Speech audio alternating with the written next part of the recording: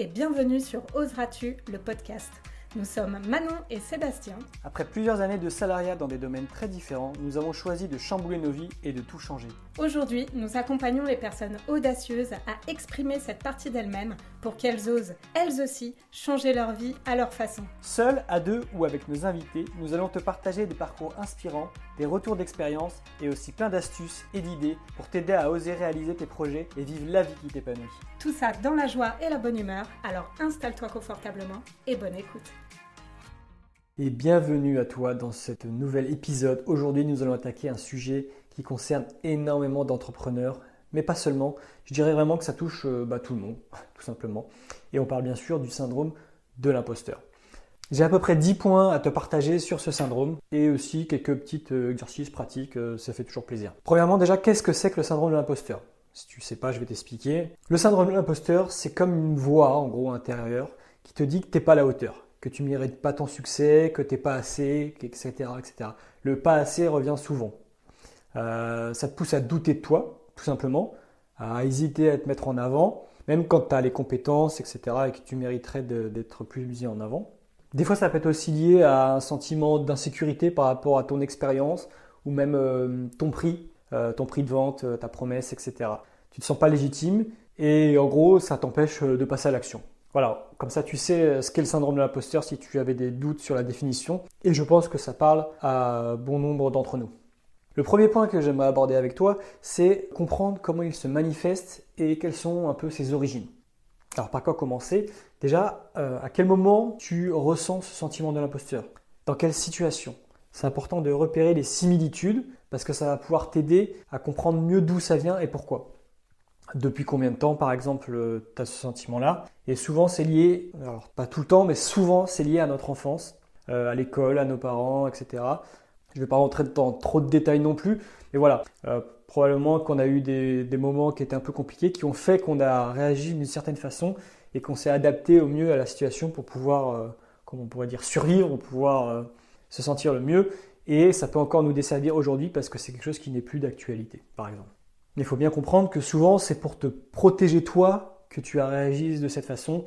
Par exemple, ne pas te mettre en avant pour éviter les critiques, etc. Peut-être à l'école. Ce qui fait que maintenant, à l'époque, ça te servait bien parce que tes collègues étaient très moqueurs, etc. Et puis maintenant, c'est un peu différent, sauf que ça te suit encore aujourd'hui. Voilà, c'était un petit exemple pour illustrer un peu mes propos. Donc savoir d'où il vient permet de mieux comprendre pourquoi on réagit comme ça. Et très souvent, c'est pas sorti de nulle part. Et comprendre pourquoi on a agi comme ça et pourquoi on agit encore un petit peu comme ça ou beaucoup aujourd'hui, ça permet de moins se juger parce qu'il y a une logique derrière tout ça. Et à l'époque, ça nous a vraiment été utile de réagir comme ça. Le deuxième point que j'aimerais te partager, c'est un point sur l'estime de soi. L'estime de soi, c'est un vaste sujet et je pense que je ferai un épisode entier dessus parce que il y a beaucoup de choses à dire dessus. Mais déjà, on peut distinguer plusieurs choses. C'est de distinguer le manque de confiance en soi, d'image de soi ou d'amour de soi. Et ça permet de mieux repérer un peu nos faiblesses. Une fois qu'on a repéré lequel est le plus important chez nous, ça permet de trouver plus facilement des exercices pour commencer à développer ces points au quotidien afin de rééquilibrer un petit peu la balance. Comment savoir de quoi on parle ? Je vais te faire un petit récap très rapide pour que tu aies une idée un petit peu de quoi on parle. Ça te permettra après de savoir un petit peu quel est un peu l'élément qu'il faudrait essayer de travailler. Donc la confiance en soi, c'est ta confiance en tes compétences dans un milieu donné, dans une action donnée. Je prends un exemple rapidement. Est-ce que j'ai les compétences pour aller discuter avec une inconnue ou un inconnu ? Voilà. Est-ce que je saurais quoi dire, etc. Parce que je sais de quel sujet je vais aborder, etc. Est-ce que j'ai les compétences pour ? Ça, c'est la confiance en soi. Quand on a confiance en ses compétences, en ses connaissances, etc., là, on peut dégager une confiance en soi et on peut assurer sur certaines situations. Mais c'est important de repérer que c'est dans certaines situations précises. L'image de soi, maintenant, c'est l'image que toi, tu te fais de toi et l'image que tu penses renvoyer aux autres. C'est un peu comme ce que tu penses que les autres pensent de toi.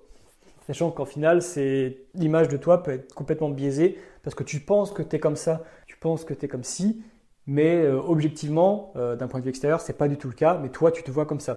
Donc ça peut être tout simplement au niveau physique, où on se pense plus gros ou plus maigre que ce qu'on est, etc.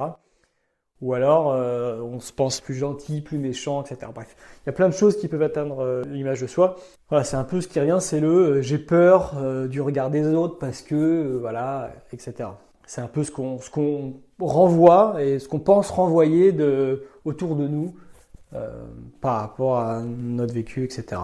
Et enfin, l'amour de soi, c'est tout simplement l'amour inconditionnel qu'on peut se porter, peu importe nos défauts, nos qualités. Voilà, c'est que peu importe ce qui se passe, peu importe comment on est, on s'aime et on ne se juge pas. Alors bien évidemment, personne n'est à 100% là-dedans, mais voilà, il y en a qui en souffrent plus ou moins en fonction de comment ils peuvent s'aimer inconditionnellement ou pas. Voilà, quand tu as distingué un petit peu déjà les 3 points, tu peux savoir quand on dit qu'il y a un problème d'estime de soi, où est-ce que je suis concrètement? Parce que après ça peut être les 3, ça peut être plus ou moins l'un ou plus ou moins l'autre.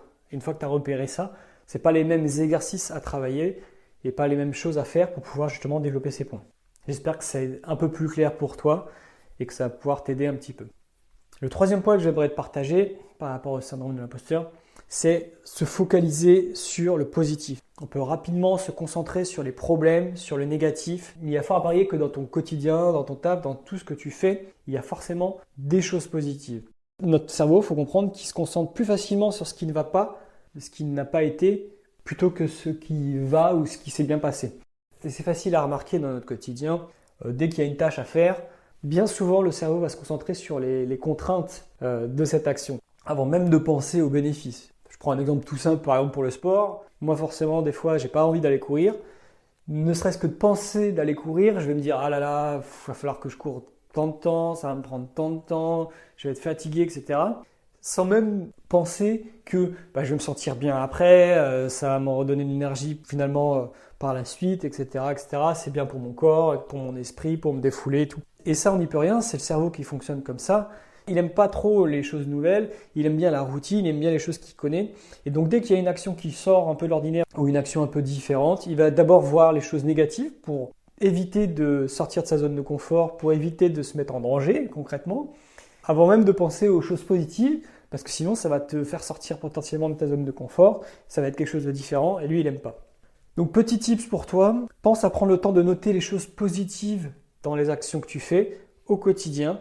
Ça aide un petit peu à rééquilibrer la balance et de te sentir un petit peu mieux et un peu plus légitime plutôt que de voir que les choses négatives et de se dire qu'on n'est pas à la hauteur, on n'est pas capable parce qu'on ne fait rien de bon comparé à d'autres. Le 4e point que j'aimerais te partager, c'est te fixer des objectifs réalisables et atteignables. Ça c'est hyper important parce qu'en fait, si tu te prévois des objectifs qui sont trop ambitieux et que tu ne découpes pas en petits objectifs réalisables, etc., ça va faire en sorte que tu as l'impression de jamais atteindre tes objectifs. Et ça, pour le mental, pour le syndrome de l'imposteur, c'est du pain béni parce qu'en fait, tu auras l'impression de jamais atteindre tes objectifs. Donc du coup, tu te considéreras comme mauvais. Donc du coup, tu vas te déprécier, etc., etc. C'est encore le serpent qui se mord la queue. Donc important, sois malin et fais-toi un plan d'action clair en divisant ton objectif principal, celui que tu aimerais atteindre, en petits objectifs beaucoup plus simples, plus atteignables et avec des deadlines. Comme ça, tu vas avoir ce sentiment de progresser, de chaque jour avoir accompli des choses positives parce que tu avais des objectifs et tu as réussi à les atteindre. Et ça renforce ton estime de toi, ça renforce ta capacité à accomplir des choses et à les réussir. Et ça joue dans la balance avec le syndrome de l'imposteur. Le 5e point que j'aimerais aborder, qui rejoint un petit peu le point de la positivité, c'est de pratiquer la gratitude. La gratitude, pour moi, c'est un outil très puissant, tout simplement parce qu'au quotidien, encore une fois, on a tendance à oublier les choses qu'on a qui sont déjà positives. On se rend compte souvent de l'importance des choses que lorsqu'on les perd. Et quand il réfléchit, ça peut être valable pour plein de choses. C'est pas forcément des relations, ça peut être aussi des objets matériels, ça peut être une multitude de choses. Et donc, je pense qu'il est très important de régulièrement se concentrer un petit peu sur la gratitude des choses qu'on a déjà dans nos vies. Il y a des exercices qui peuvent être faits, qui peuvent être très intéressants, comme par exemple faire la liste des X choses qu'on n'aimerait pas perdre, qu'on a déjà et qu'on n'aimerait pas perdre dans notre vie. Et en allant pousser un petit peu, parce que c'est vrai qu'on peut aller dans les grands traits en disant la vie, et voilà. Mais quand on creuse un peu, bien évidemment, il y a plein de choses qu'on a déjà et qui ne sont pas forcément matérielles, qui, vu qu'on est habitué à les avoir au quotidien, on se rend même plus compte que c'est un plaisir de les avoir. J'ai pas forcément d'exemple plus précis, mais ça peut être notre liberté, le fait de pouvoir manger à notre faim, etc., etc. Il y a plein de choses. Et voilà, pensez un petit peu à la gratitude. Ça va t'aider à te sentir un peu mieux au quotidien pour te rendre compte en fait, que déjà, il y a plein de choses qui vont dans ta vie. Le petit exercice que je peux te donner, c'est le cahier de gratitude. Voilà, que tu peux remplir tous les soirs ou régulièrement si c'est trop compliqué tous les soirs. Et t'écris une ou deux choses, ou plusieurs d'ailleurs, choses positives qui te sont arrivées dans la journée. Et si c'est un peu compliqué, parce que tu as eu une journée pas ouf, ça peut arriver, et là tu te concentres du coup sur plutôt ce que tu as déjà et qui est positif. Pas forcément quelque chose de nouveau, ça peut être quelque chose de vieux, mais que tu te rends compte que c'est important et que tu es content de l'avoir au quotidien avec toi. Et donc cet exercice va t'aider à te rendre compte de tout ce que tu as, et ça aide pour l'estime de soi et du coup pour le syndrome de l'imposteur. Le 6e point que j'aimerais te partager, c'est le perfectionnisme. Ah là là, le perfectionnisme, ça peut être le meilleur allié du syndrome de l'imposteur. Si tu t'attaches aux détails, tu peux vite te déprécier et sentir que ton travail n'est jamais assez bien. La question à se poser, c'est comment se traduit le perfectionnisme dans ton quotidien, dans ton travail? Et est-ce qu'il joue un rôle dans le fait que tu ne te sens pas légitime? Je ne dis pas que le perfectionnisme est une mauvaise chose. Déjà, ça touche beaucoup de monde, mais ça peut être une bonne ou une mauvaise chose. Ça dépend un petit peu comment il est dans ton quotidien. À toi d'analyser ça pour savoir si c'est quelque chose qui te fait souffrir au quotidien, le fait d'être perfectionniste, afin de savoir s'il faut jouer un petit peu des leviers pour pouvoir atténuer un petit peu ce perfectionnisme, pour pouvoir se sentir mieux au quotidien, ou au contraire, il ne te pose aucun problème au quotidien, dans tous les domaines de ta vie, et dans ces cas-là, il n'y a pas de souci. Bien avoir en tête qu'un travail rendu qui vaut à peu près un 16 sur 20 pour toi, qui est perfectionniste, et pour une autre personne, ça peut très bien être un 20 sur 20. Mettre un peu de légèreté dans tout ça pour se rendre compte que un travail plutôt moyen, bon pour toi, peut être un travail incroyable et exceptionnel pour d'autres personnes. Donc si au quotidien ça te sert et tu n'as pas l'impression que ça te sert, c'est parfait. Si au contraire, tu as l'impression que ça peut te jouer des tours et c'est un peu compliqué parce que ça te met un peu en inconfort de ne pas avoir une chose parfaite et ça te fait prendre du retard, etc. etc. Voilà, essaie de trouver des tips, des petits exercices, ça peut se travailler pour justement essayer d'atténuer un petit peu ce côté perfectionniste, notamment en allant chercher un petit peu si une erreur est faite, quelles sont là les conséquences objectives pour pouvoir atténuer un petit peu ce perfectionnisme qui est en toi. Et forcément, ça a un impact sur le syndrome de l'imposteur. Donc voilà, pose-toi la question, savoir si ça te sert ou te dessert au quotidien. Le 7e point que j'aurai pour toi, c'est de développer ta résilience face aux rejets et aux échecs. Je pense qu'il est vraiment important de ne pas considérer tes échecs ou rejets passés comme un frein ou comme quelque chose de mauvais et important de développer ta résilience. Alors comment on fait ça? Il peut y avoir plein de possibilités. Tu peux commencer par accepter tes émotions et ne pas les rejeter déjà. Il faut savoir qu'il n'y a pas d'émotions négatives ou positives d'ailleurs. En gros, c'est une information qui est donnée par ton corps et c'est l'interprétation que tu en fais qui est négative. Bien comprendre que les émotions sont des informations. Après, savoir ce que tu fais de tes informations, ça c'est autre chose. Donc pour pouvoir passer rapidement à autre chose lorsqu'on est face à un échec ou un rejet, c'est accepter assez rapidement les émotions qui nous traversent, les comprendre, les accepter et après choisir des actions et rebondir. Plus on aura tendance à rebondir vite après ces choses-là, plus ce sera facile de ne pas sombrer dans un syndrome de l'imposteur et on va pouvoir avancer vers nos prochains objectifs. Et bien évidemment, prendre un peu de recul sur ta situation, avoir un point de vue différent va t'aider aussi à surmonter tes échecs et tes rejets. Le 8e point, qui n'est pas un petit point pour autant, c'est ne pas négliger ta vie personnelle. Le syndrome de l'imposteur se retrouve souvent dans le parcours professionnel, on l'entend tout le temps, mais il est aussi lié à l'estime de soi et l'estime de soi n'est pas que dans le pro, il est également dans le perso. Et donc avoir une vie personnelle épanouie va t'aider à atténuer ce sentiment. Alors qu'une vie personnelle insatisfaite peut favoriser du coup le syndrome de l'imposteur. Donc voilà, si tu vois que au boulot tu ressens ce syndrome de l'imposteur, il peut être aussi du coup intéressant de observer dans ta vie perso comment ça se passe et est-ce que ça peut pas être lié par rapport à tes relations ou autres. Je ne vais pas rentrer dans le détail, mais voilà, peut-être que dans tes relations amoureuses ou sociales, ça peut être compliqué et ça peut te faire ressentir ce syndrome d'imposteur dans les relations qui se répercute sur ton pro, dans ton travail et inversement. Donc voilà, le syndrome de l'imposteur, il touche vraiment toute ta vie, donc ça peut être intéressant d'aller observer un petit peu où est-ce qu'il est le plus fort, que ce soit au niveau du pro, du perso, etc. Le 9e point que j'ai pour toi, c'est attention à la comparaison sociale et professionnelle. Il est très important de ne pas confondre l'inspiration et la comparaison. Je vais prendre simplement l'exemple des réseaux sociaux. Quand on essaie de se développer sur les réseaux sociaux, par exemple, qu'on a un business ou autre, il peut être facile de s'inspirer des autres personnes qui publient du contenu ou autre, mais attention à ne pas rentrer dans la comparaison, parce que là, ça ne va pas avoir le même effet du tout.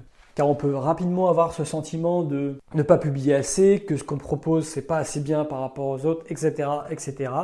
Donc voilà, s'inspirer c'est bien. Si on commence à vraiment trop se comparer, là il va falloir faire quelque chose pour pouvoir justement se détacher un peu de tout ça. Sachant que petit point important, tu ne peux admirer une qualité chez quelqu'un que si tu la possèdes en toi. Alors ça fait un peu philosophique comme ça, mais pour apprécier chez quelqu'un une qualité et la repérer, c'est que forcément tu as cette capacité aussi ou cette qualité en toi. Après elle est plus ou moins développée bien évidemment, mais voilà, bien se rendre compte que si tu le repères chez quelqu'un, c'est qu'elle est chez toi aussi. Maintenant, il ne reste plus qu'à la développer pour essayer de la mettre en avant pour toi. Et tout simplement, si la comparaison te décourage, il peut être intéressant de faire une pause des réseaux sociaux justement pour se reconcentrer sur toi et ce que tu peux faire. Parce que bien souvent, on n'a pas l'envers du décor de ce qu'on peut voir sur les réseaux sociaux, du travail qui peut être fourni derrière. On a l'impression que tout le monde est tout le temps au top de leur vie, du travail, etc. Mais on n'a vraiment pas le background de tout ça. Peut-être qu'ils sont aidés par plusieurs personnes, peut-être que c'est même pas eux qui font leurs publications, peut-être que derrière c'est pas aussi beau que ce qu'on croit, etc. Donc si tu ressens ce sentiment de comparaison régulièrement, n'hésite pas à prendre des mesures pour pouvoir justement te reconcentrer sur toi. Et enfin le 10e point pour ce syndrome de l'imposteur, c'est le soutien émotionnel. Il est primordial pour lutter contre ce syndrome-là d'être entouré et soutenu. C'est vraiment essentiel. Donc conserve tous les retours positifs que l'on a pu te faire et développe ton entourage pour pouvoir être soutenu au quotidien. Ça peut être tes relations sociales, ta famille, ton cadre de travail. Voilà. Repère les choses qui vont bien, repère les personnes qui te boostent, qui te tirent vers le haut et accroche-toi à ces personnes-là pour pouvoir justement être dans un environnement plus sain dans ton travail ou dans ta vie personnelle et prends du recul par rapport aux personnes qui, tu as l'impression, te tirent vers le bas, sont négatives au quotidien et te prennent de l'énergie plutôt que t'en donnent. Il y a l'exercice du réseau relationnel qui est hyper intéressant sur une feuille avec où on place les noms des personnes et on entoure en rouge ou en vert en fonction de si elles nous apportent de l'énergie ou si elles nous en prennent. J'en ai déjà parlé dans un autre épisode, je n'en reparlerai pas aujourd'hui. Et sinon, tu peux retrouver facilement sur Internet cet exercice-là qui est très intéressant pour justement faire le tri au niveau de tes relations et commencer à te concentrer sur les choses positives. On connaît tous la phrase qui dit qu'on est la somme des 5 personnes qu'on côtoie le plus. Donc concentre-toi sur ces personnes-là et celles qui t'apportent du soutien au quotidien. Et important, si tu as du mal à avoir un réseau de soutien, n'hésite pas à te le créer aussi, c'est possible. Et bien évidemment, nous, avec Oseras-tu, on est là aussi pour t'aider et te soutenir. Le plus important, c'est de ne pas rester passif et de passer à l'action sur tous ces sujets-là. Alors ça fait beaucoup de choses sur le syndrome de l'imposteur, mais en même temps, c'est un sujet qui est vaste, qui touche beaucoup de personnes et qui est un peu propre à chacun. J'espère avoir pu t'apporter des petites clés, des petits tips, des petits exercices pour t'aider à dépasser ce syndrome de l'imposteur. Bien évidemment, ce n'est pas quelque chose qui se traite du jour au lendemain. C'est quelque chose qui peut mettre du temps à atténuer, sachant que je pense qu'on ne s'en sépare jamais totalement. Il est toujours un peu au fond, caché, prêt à ressurgir à n'importe quel moment. Donc voilà. En tout cas, si tu penses que c'est vraiment un sujet pour toi, n'hésite pas à venir nous contacter directement. Il y aura les liens, bien sûr, en description. Parce qu'avec Oseras-tu, c'est aussi notre mission de t'aider à être pleinement toi-même, de t'aider à dépasser ce syndrome de l'imposteur pour pouvoir oser enfin faire les choses qui te plaisent réellement, les projets qui te tiennent à cœur. Et bien évidemment qu'on a de quoi t'accompagner dans cette direction. Et nous, ça nous fera vraiment un plaisir de pouvoir t'aider sur ce sujet qui est vraiment très intéressant et qui est difficile de combattre seul. On est là pour te comprendre, te soutenir et t'aider à passer à l'action.